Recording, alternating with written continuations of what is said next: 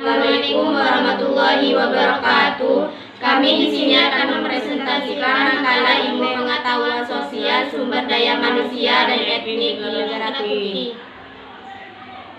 Perkenalkan, nama saya Halimatus Sa'diyah dari kelas 8 SMP Nazhatul Tulab. Perkenalkan, nama saya Yuli Ningsi dari kelas 8 SMP Nazhatul Tulab. Perkenalkan, nama saya Nur Aisyah Aprilia Fida dari kelas 8 SMP Nazhatul Tulab.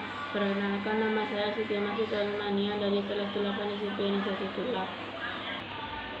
Baik, di sini kami akan menjelaskan sumber daya manusia di negara Turki. Turki adalah negara berpenduduk Muslim terbesar di dunia yang berada melintasi benua Eropa dan Asia. Secara umum, politik luar negeri Turki cenderung berbeda dengan kebanyakan politik luar negeri di negara-negara Muslim lainnya. Politik luar negeri Turki bersifat rasional dan fleksibel. Politik luar negeri Turki melibatkan kedua sifat ini dalam dinamikanya, terutama ketika terjadi perubahan pemahaman sekularisme yang terjadi di dalam Turki.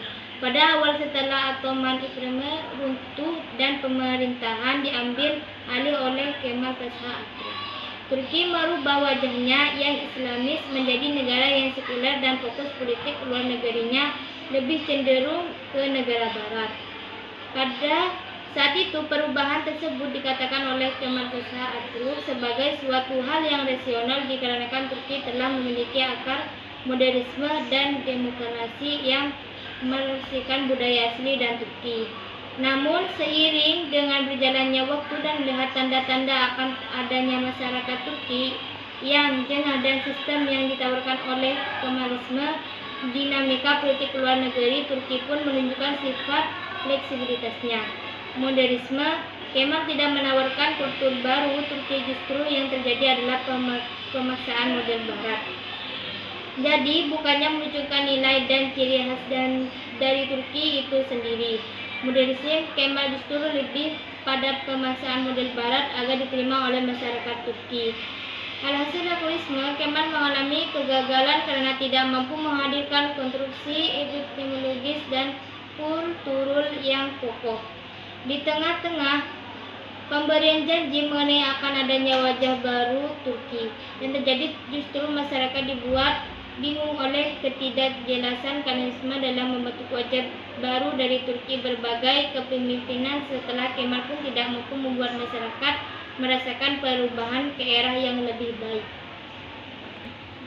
Perubahan terjadi ketika datangnya AKP yang diperoleh oleh Erdogan menjadi pemegang pemerintah Turki. Terlihat sifat fleksibilitas dari politik luar negeri Turki, yaitu disesuaikan segala sesuatu halnya dengan kepentingan masyarakat dan sesuai dengan nilai dasar yang dibawa oleh KPK, yaitu Islam.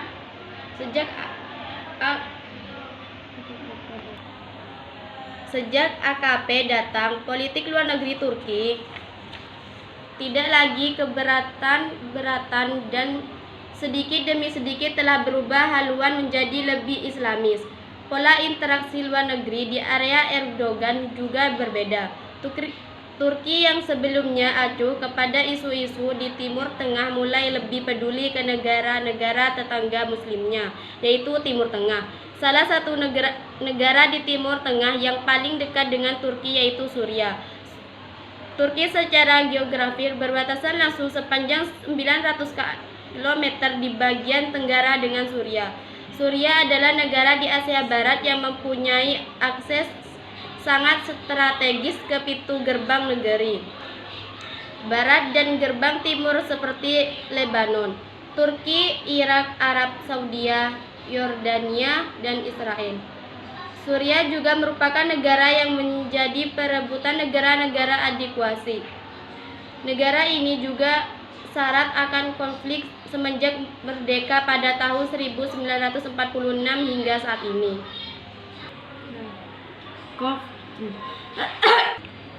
Konflik di Suriah hingga saat ini masih memanas dan tidak menunjukkan tanda-tanda akan berakhir.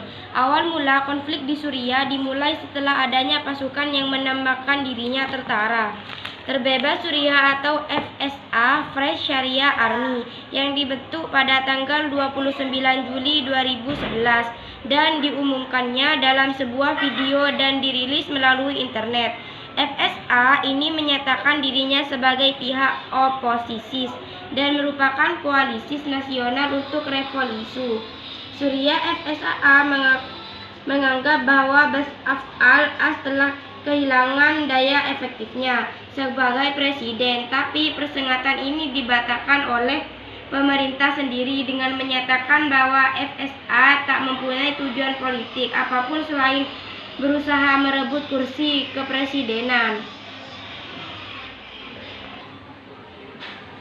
Pergolakan politik di Suriah dimulai ditandai dengan adanya coretan tulisan pada tembok sekolah oleh 15 orang pelajar berusia antara 9 sampai 15 tahun di kota kecil Deraa, sebelah tenggara Suriah yang berbatasan dengan Yordania. Anak-anak ini kemungkinan terinspirasi oleh pengelolaan di Tunisia yang menyebabkan Presiden Zainal Abidin bin Ali turun pada 14 Januari 2011 dan pengolakan Mesir yang mengakibatkan jatuhnya Presiden Hosni Mubarak pada 1 Februari 2011. Tulisan di tembok kurang lebihnya berbunyi As-Sahab Iorad Eskaat al-Nizami atau rakyat menginginkan rezim turun. Selanjutnya polisi Suriah yang dipimpin oleh Jenderal Atif Najib, sepupu Presiden Bashar al-Assad, menangkap dan memenjarakan anak-anak ini. Akibatnya gelombang protes yang menuntut rembesan anak-anak tersebut dan tuntukan kebebasan rakyat tidak dapat dihindari. Reaksi antara yang berlebihan dengan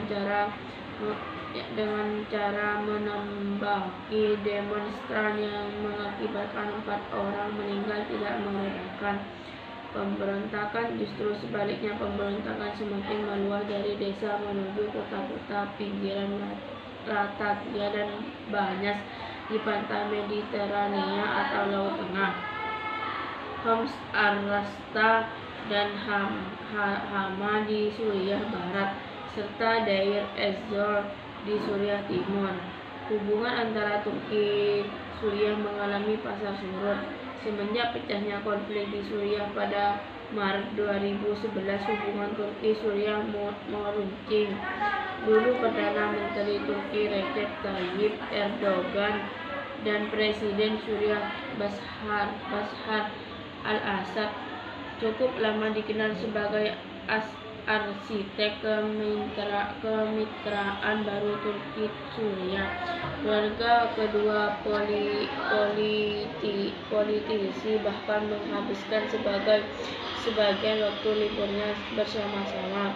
Tapi hubungan yang pernah erat antara Turki Suriah selama 1,5 tahun terakhir memburuk ketika menjadi jelas bahwa Assad menumpas aksi protes yang mula-mula masih berlangsung damai terhadap rezimnya dengan kekerasan.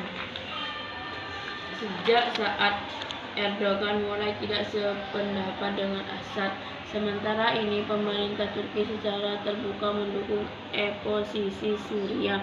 Bagi Turki, dampak sebuah perang tidak dapat dibayangkan karena di perbatasan Turki Suriah negara itu punya 2 musuh, yakni militer Suriah dan kelompok pemberontak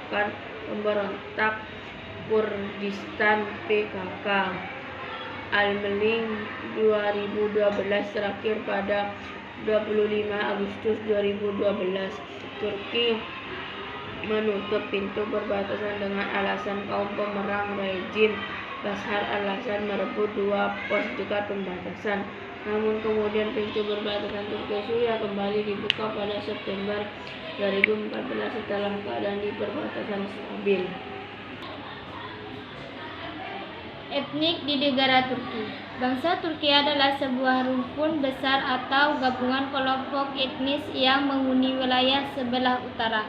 tengah dan barat Eurasia, dan bertutur dalam bahasa Turki yang terdiri dari banyak dialek Wikipedia. Arab Saudi 224, Uni Eropa 6.576, Azerbaijan 9.447, Turkmenistan 4.500, Mongolia 1.600, Rusia 13.900, Kazakhstan 12.600. Pengaruh Turki dalam dunia Islam semakin terasa pada masa pemerintahan Al-Musta'sim, khalifah terakhir dinasti Al-Abbasiyah.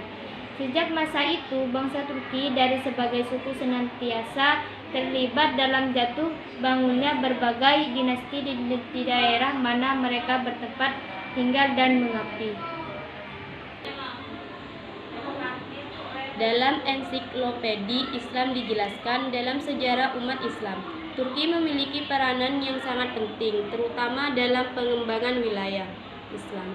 Turki pernah menjadi negara adikuasa di dunia, yaitu ketika berada di puncak keemasannya pada masa Kesultanan Ottoman.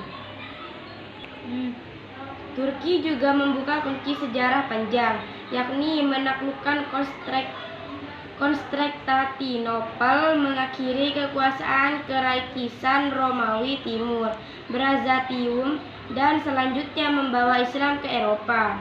Bangsa Turki Ottoman yang kemudian menjadi penguasa otomatis berasal dari Asia Tengah, termasuk suku Kai, salah satu kabilah Turki yang sangat terkenal pada abad ke-11.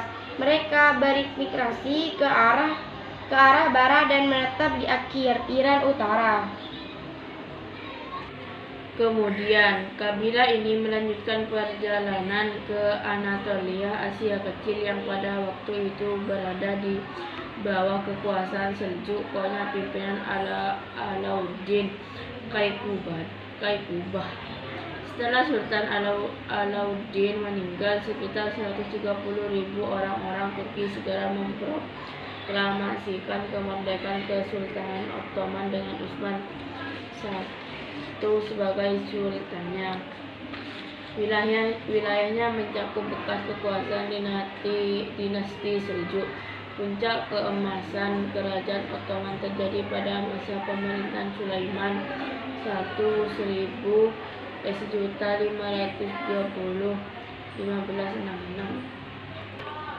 Baik, cukup sekian presentasi dari kami. Wassalamualaikum warahmatullahi wabarakatuh.